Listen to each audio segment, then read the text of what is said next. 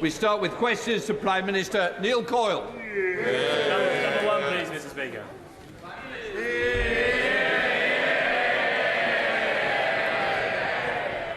Mr. Speaker, with Armistice Day on Friday, I know that colleagues from across the House will want to join me in remembering those who have lost their lives in the service of our country. Mr. Speaker, this morning I had meetings with ministerial colleagues and others in addition to my duties in this House. I shall have further such meetings later today. Neil Coyle.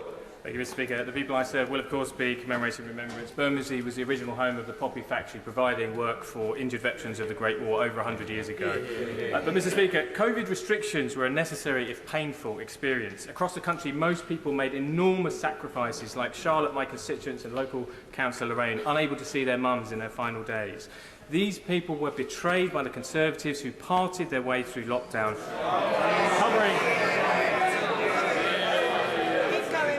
You may not like it, but you can all go to eat kangaroo testicles for all I care. But those Conservatives covered Downing Street in suitcases of wine, in vomit and in fixed penalty notices. Can this Prime Minister promise today he will use his power of veto to ensure that no one who received an FPN for breaking COVID laws is rewarded with a seat in the House of Lords? Well, Mr. Speaker, what I can say is that this government during COVID ensured that we protected people's jobs, that we supported the NHS to get through the difficult times, and that we rolled out the fastest vaccine in Europe. That's what we did for this country. Thank you, Mr. Speaker. I welcome the commitments made by my right honourable friend at COP27 this week. If he wants to do something that really helps get us to net zero, improves our energy security and helps create new opportunities in places like Milford Haven, South Wales, South West England, can I urge him to really throw the full weight of his office behind delivering floating offshore wind in the Celtic Sea and, crucially, ensure that decisions being taken now by the Crown Estate and the Treasury mean that the economic value, the jobs of this new industry stay here in the UK? Well, can I praise my right honourable friend for highlighting the incredible potential of floating offshore wind technology to help us move to net zero. He's right about the opportunities in the Celtic Sea and for Wales more generally, and I can confirm to him that Crown Estate's leasing process is expected to deliver more seabed leases for many more projects. Leader of the Opposition, Keir Starmer. Thank you, Mr. Speaker. Can I join the Prime Minister in his comments about Remembrance Day? We remember all those who paid the ultimate price and all those who have served and are serving our country. Mr. Speaker, the member for South Staffordshire told a civil servant to slit their throat. How does the Prime Minister think the victim of that bullying felt when he expressed great sadness at his resignation? Answer him. Mr. Speaker, unequivocally the behaviour complained of was unacceptable, and it is absolutely right. It is absolutely right that the right honourable gentleman has resigned. For the record, I did not know about any of the specific concerns relating to his conduct as Secretary of State or Chief Whip, which date back some years. I believe that people in public life should treat others with consideration and respect, and those are the principles that this government will stand by. Mr. Speaker, the member for South Staffordshire spent years courting the idea he can intimidate others, blurring the lines to normalise bullying behaviour. It's precisely why the Prime Minister gave him a job. The truth is simple. He's a pathetic bully. But he would never get away with it if people like the Prime Minister didn't hand him power.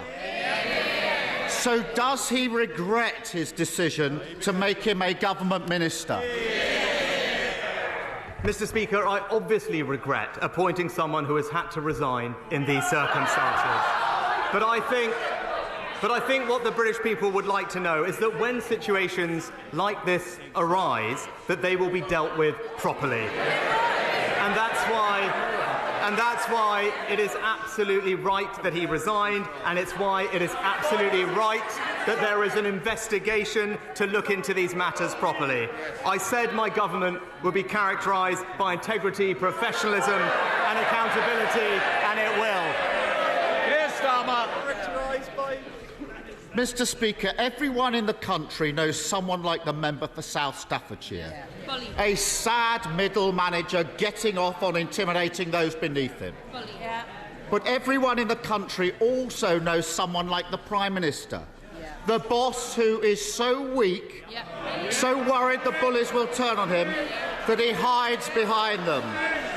What message does he think it sends when, rather than take on the bullies, he lines up alongside them and thanks them for their loyalty?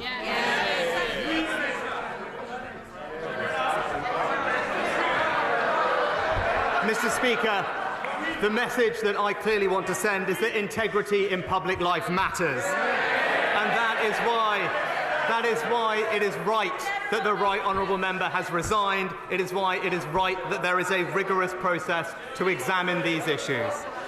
But as well as focusing on this one individual, it is also right and important that we keep delivering for the whole country. And that's why this government will continue to concentrate on stabilising the economy, on strengthening the NHS and on tackling illegal migration. Those are my priorities. Those are the priorities of the British people, and this government will deliver on them. Mr. Speaker, the problem is he can't stand up to a run-of-the-mill bully. So he has no chance of standing up to vested interests on behalf of working people. Take Shell. They made record profits this year, £26 billion. How much have they paid under his so-called windfall tax? Mr. Speaker, I was Chancellor who introduced an extra tax on the oil and gas companies. Right, but he talks, Mr. Speaker, he talks about working people. The Right Honourable Member voted against legislation to stop strikes disrupting working people. He voted against legislation to stop extremist protesters disrupting working people. That's because he's not on the side of working people, Mr. Speaker. That's what the Conservatives are for. Mr. Speaker, I'm against all of those causing chaos, damage to our public services and to our economy, whether they are gluing themselves to the road or sitting on the government benches. Mr. Speaker, there was no answer to the question because the answer is nothing. Shell haven't paid a penny in windfall tax. Why?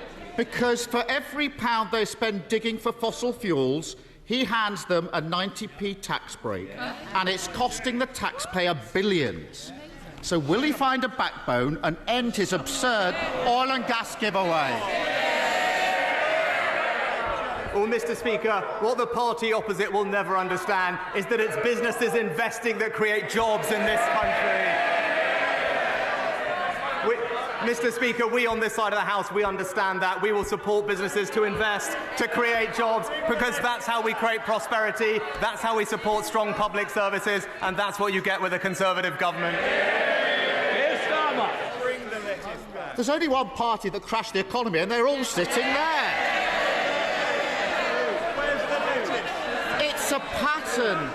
Mr. Speaker, it's a pattern with this Prime Minister. Too weak to sack the security threat sat around the Cabinet table. Too weak to take part in a leadership contest after he lost the first one.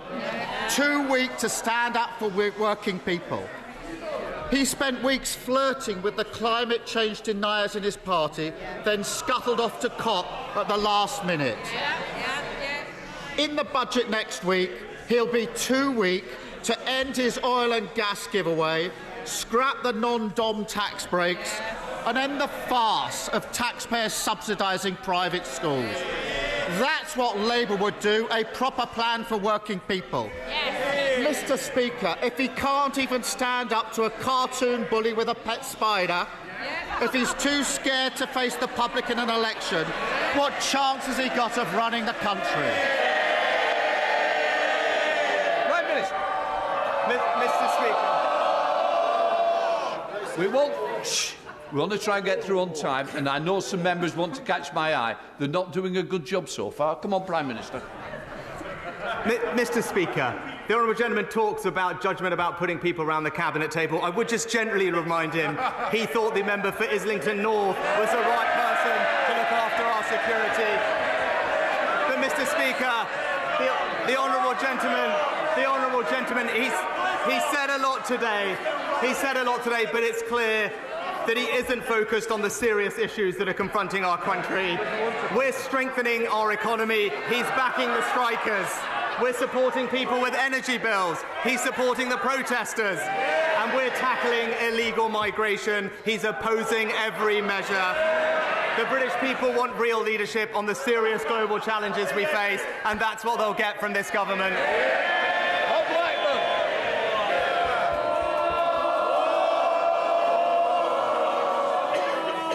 Mr. Speaker, 84 years ago today in Germany, hundreds of synagogues were destroyed, Torah scrolls were desecrated, thousands of Jewish businesses and shops were destroyed as well.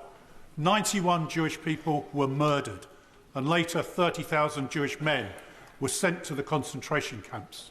So as we commemorate Kristallnacht, let us remember that it was started with anti-Jewish hatred, it became anti-Semitism, and it's still prevalent in society today. So will my right honourable friend condemn anti-Semitism in all its forms, but congratulate the Holocaust survivors who give their testimony year after year, and in particular congratulate the Holocaust Educational Trust for the brilliant work they do in making sure we will never ever forget what happened in the Holocaust. Well, can I thank my honourable friend for his powerful question and his continued work on this issue. I completely agree with him. Anti-Semitism has no place in our society, and we're taking a strong lead in tackling it in all forms. We became the first country to adopt the IHRA definition of anti-Semitism, and the government's independent advisor on anti-Semitism regularly provides advice to ministers on how best to tackle this issue. And can I join him, as I know the whole House will, in praising the work of those survivors who so bravely tell their stories so that we might never forget. SNP leader Ian Blackford. Thank you, Mr. Speaker. And can I associate myself with the remarks of the Prime Minister for Armistice? We remember those that paid the ultimate sacrifice, those that continue to serve.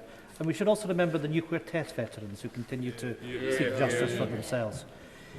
Mr. Speaker, last night the Prime Minister suffered the self-inflicted loss of his first Cabinet Minister. A couple of weeks into the job, it turns out this Prime Minister's judgment is every bit as bad as his predecessors.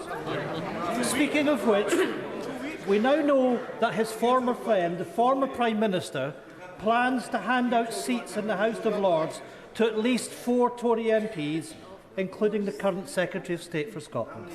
So here's another test of judgment for the new Prime Minister.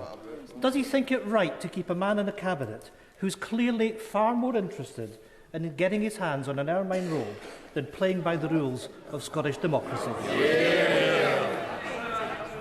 Mr. Speaker, I'm obviously not going to comment on speculation around such lists. Any list would, of course, follow the normal procedures and processes that are in place. Ian Blackford. I'm afraid it's not speculation, and of course the Prime Minister clearly doesn't get how corrupt this all looks to people in Scotland. Because not only do we have a UK government that denies democracy, we now have a Secretary of State that is running scared from it. In the middle of a Tory cost of living crisis, the Scotland office is now to be led by a baron-in-waiting, biding his time until he can cash in on the 300-day job for life in the House of Lords. He should be sacked from the Cabinet, and the people of Dumfries and Galloway should be given the chance to sack the Tories in a by-election. The Prime Minister's judgment is already in tatters. If he has any integrity left, will he now put a stop to these 2 predecessors stuffing the House of Lords with his cronies? Mr. Speaker, what the Secretary of State and I are jointly focused on is working constructively with the Scottish Government to deliver for the people of Scotland. I'll be pleased to be meeting the First Minister tomorrow, because that, I think, is what the people of Scotland want to see. Ian Collins. Thank you, Mr. Speaker. criminal gangs who are operating to bring people into this country in small boats, an issue that directly affects my constituents of Folkestone and Hythe, are openly using social media platforms to recruit people to use their services.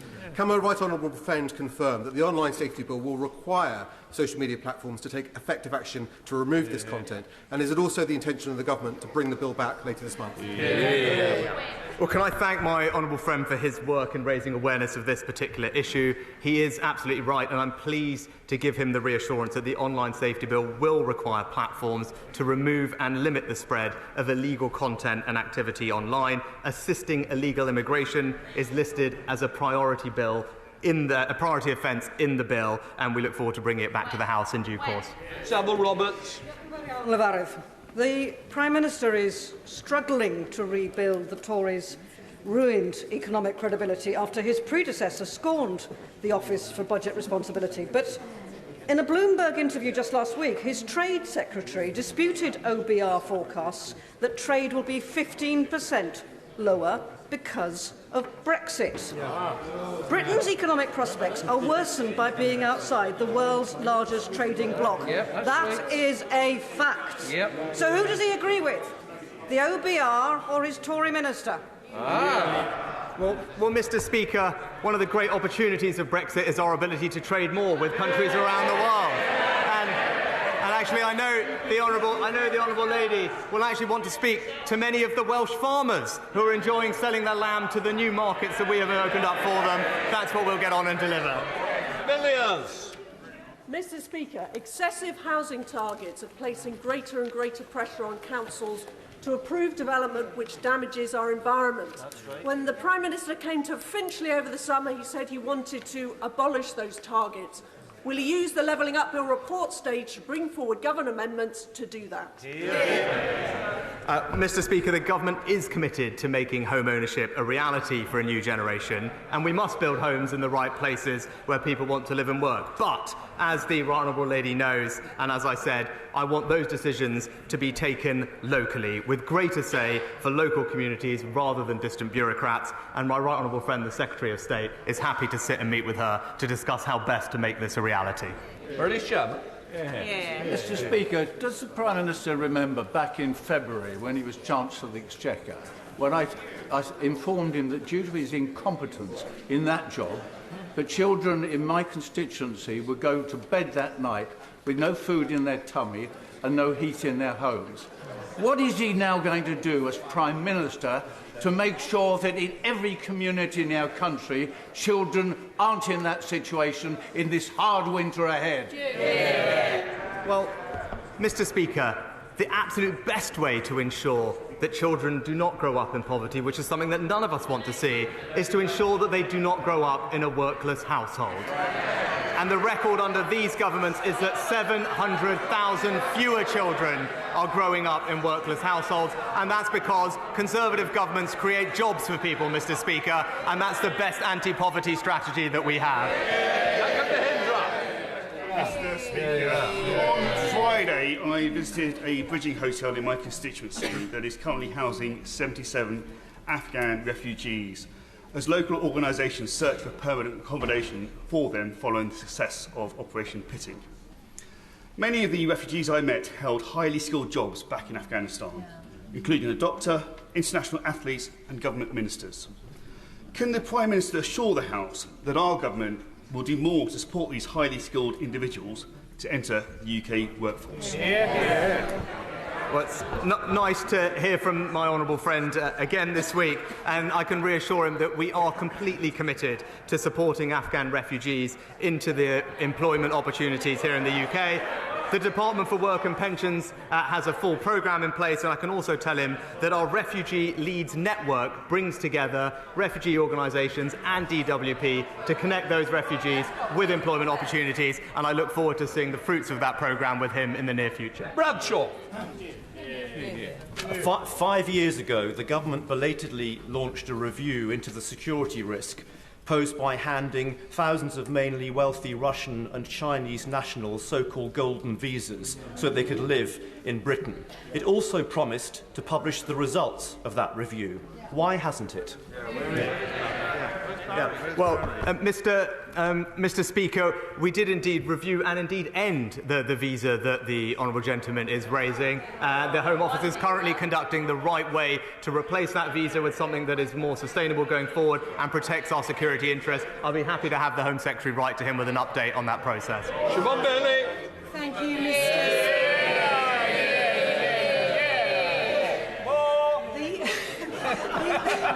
The UK has a workforce shortage, yet millions of parents are unable to work at full tilt and childcare providers are going belly up due to policies being a maddeningly expensive muddle of a mess. Will my right honourable friend please confirm that after decades of ineffective tinkering and endless policies that he will be the man to give us proper childcare reform?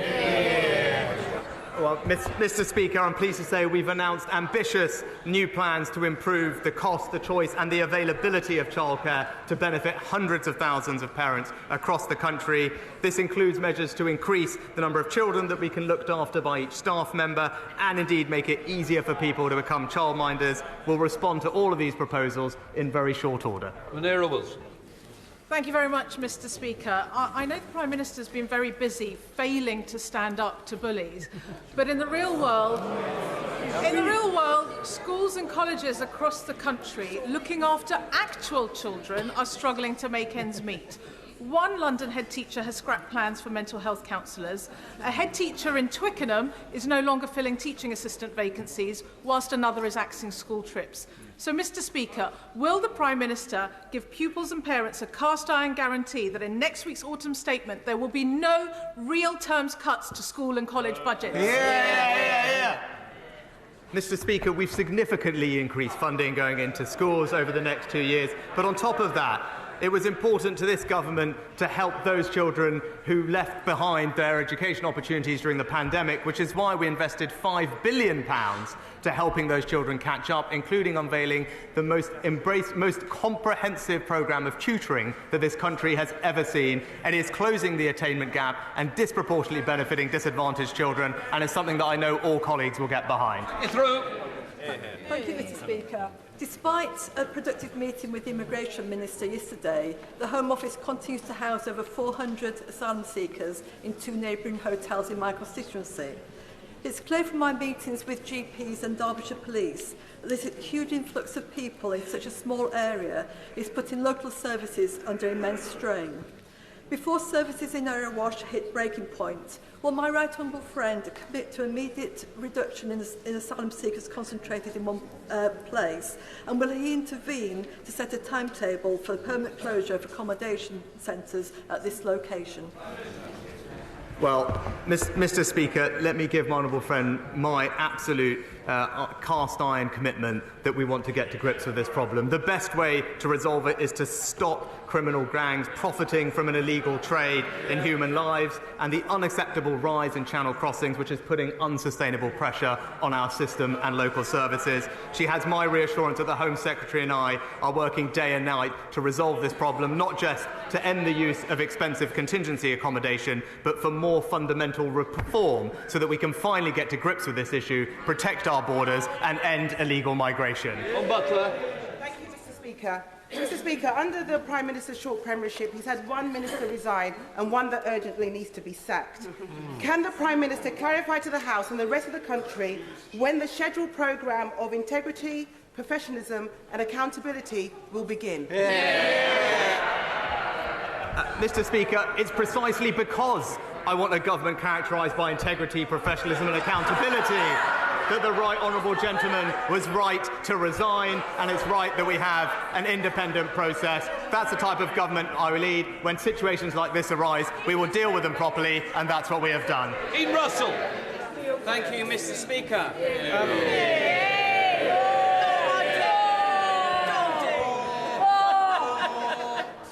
Is it? It's quite amazing, isn't it, when a minister's come from his post to get more cheers. Come on, Dean Russell.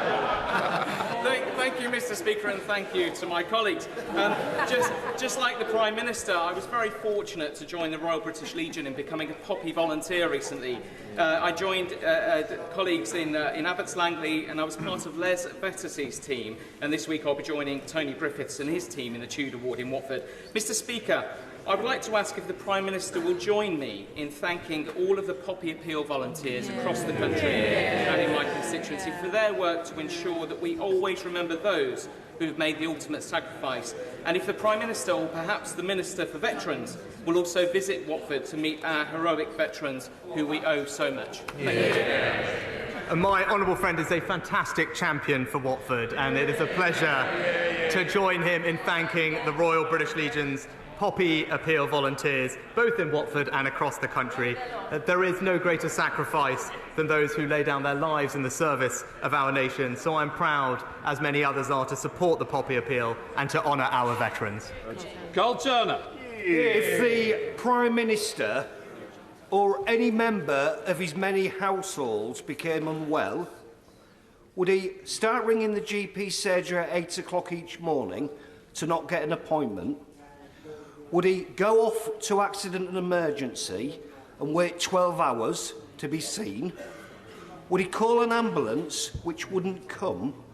Or would he use some of his £750 million unearned wealth to pay privately and see somebody there and then?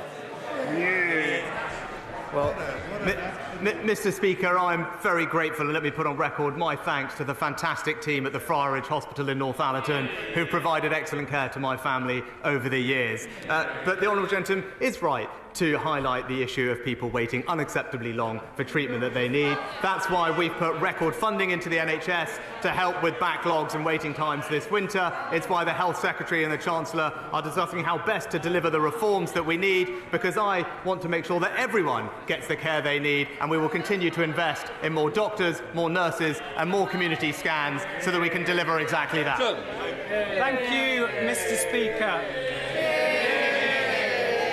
Blackpool is due to benefit from a £300 million private sector-led regeneration project which will deliver thousands of new jobs for my constituents over the years ahead. To deliver this ambitious new project, we need support with a £40 million package of relocating the existing court complex which currently occupies the site. Various Secretaries of State have been very supportive of the project so far, so is the Prime Minister able to give me an update on when we can receive some good news about how we can get this project off the ground?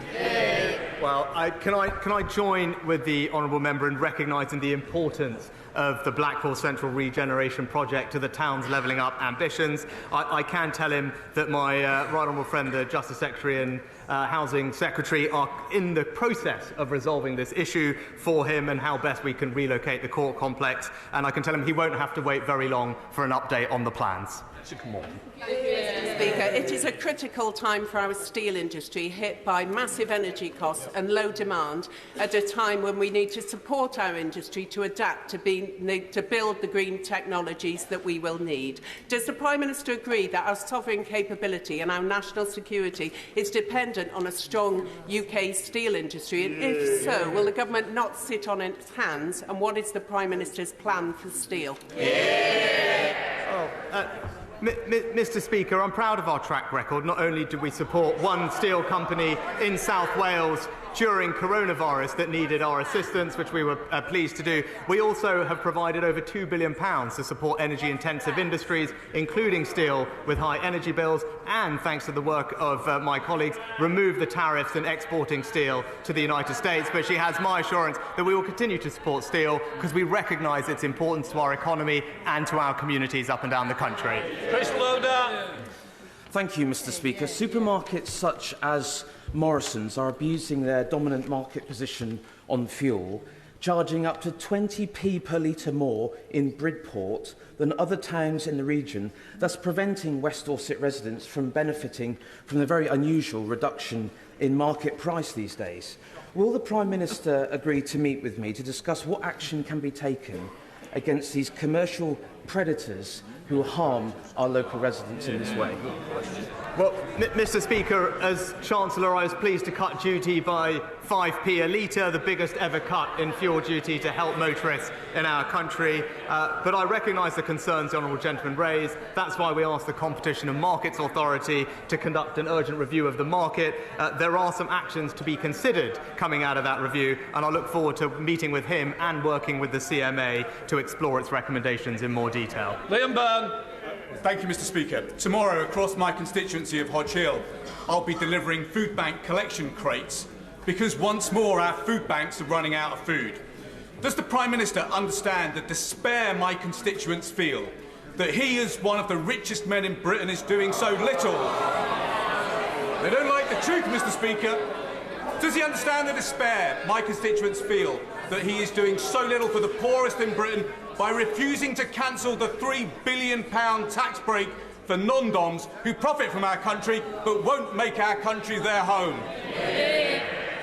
Well, Mr. Speaker, I'm proud of my and this government's track record in supporting the most vulnerable in our society, and that will always continue. And it is a bit rich hearing from the gentleman who, the first person who reminded us what happens when the economy gets crashed by a Labour government. That's no way to help people. We will build a strong economy. That's what enables us to support the most vulnerable. That's what enables us to support strong public services. Mr. Speaker, the British people are reliant on our party and this government to fulfil its promises on levelling up. Not just up and down the country, but sideways too. Does my right honourable friend agree with me that the Felixstowe and Harwich Freeport plan will be judged as an historic failure unless such a plan succeeds in levelling up a deprived ward that is in my constituency? And will my right honourable friend join me in Clacton to kick-start that plan? Also, Mr. Speaker, will my right honourable friend commit to coming to the tendering showcase currently in the Jubilee Room until 2:30? That sounds like a very appealing invitation, Mr. Speaker, but I agree with my honourable friend that levelling up has to deliver for communities in every corner of the United Kingdom, including in coastal communities in the south, Mr. Speaker. He knows I'm a champion of Freeport, and I look forward to working with him to see how best we can realise their benefits in his area. That completes Prime Minister's questions. Those who wish to leave, please do so quietly.